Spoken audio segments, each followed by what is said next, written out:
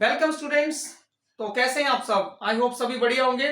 तो आज हम सीखने वाले हैं एक्सरसाइज 10.2 का क्वेश्चन नंबर 6 का सॉल्यूशन कि हम कैसे उसको सॉल्व करेंगे।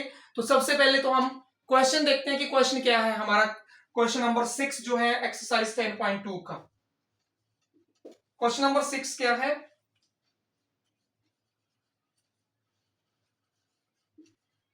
The length of a tangent the length of a tangent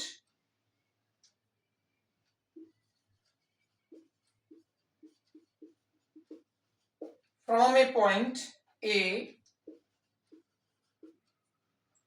at distance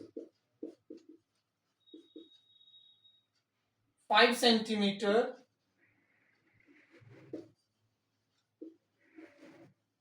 from the center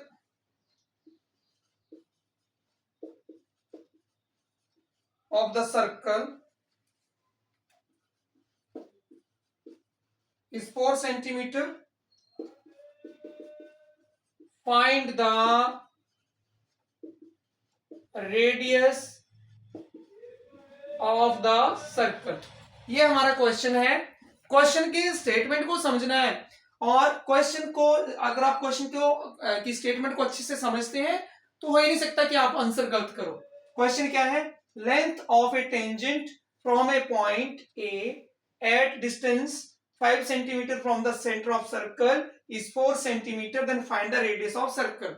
तो पहले तो समझ जाइए कि बात हो रही है टेंजेंट टू ए सर्कल की बात।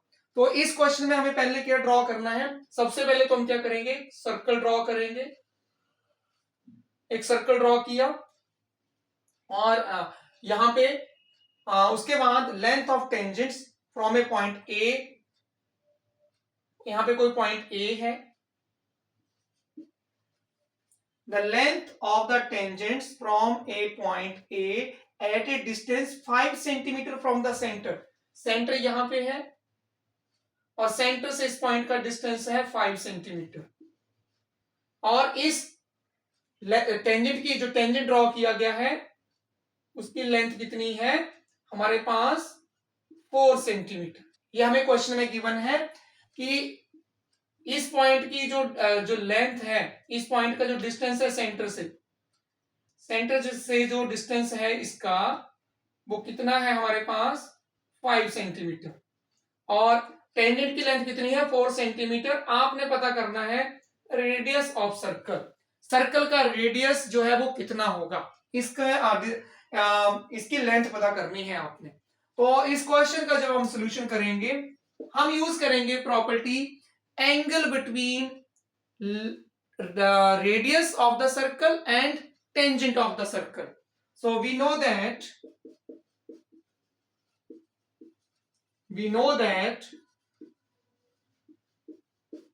angle between radius of the circle and tangent to a circle is 90 degree. तो यहां पे टेंजेंट कौन सा है? AP और रेडियस क्या है? OP। तो इनके बीच का जो एंगल है वो कितने डिग्री का होगा? यहां पे 90 डिग्री का। तो angle OPA is 90 degree. Now अगर इस ट्राइंगल का एक एंगल 90 डिग्री का हो गया है तो वो ट्राइंगल कौन सी है? Right angle triangle. तो now in right angle triangle OPA क्या यूज करते हैं हम राइट एंगल ट्राइंगल में? Pythagoras property. और right angle triangle OP by Pythagoras property क्या है? Property hypotenuse square equal to base square plus perpendicular square. तो अब हम देखेंगे कि हाइपोटेन्यूज क्या है। इसमें हमें पता है राइट एंगल में जहां पे 90 डिग्री का एंगल बना होता है उसके सामने वाली साइड जो होती है, उसके अपोजिट साइड जो होती है वो ही हमेशा हाइपोटेन्यूज होती है। तो यहाँ पे कौन सी साइड है, ओ ए। ओ ए जो है वो यहाँ पे क्या है, हाइपोटेन्यूज। बेस, बाकी दो साइडें उनमें एक बेस रहेगी और एक परपेंडिकुलर रहेगी। तो बेस आप यूज कर लीजिए ओपी, और परपेंडिकुलर क्या रहेगी, एपी। तो आप लिखेंगे ओ ए। ओ ए की लेंथ कितनी है, 5 ओपी तो हमने पता करना है, ओपी हमें पता नहीं है, we don't know what is the length of OP.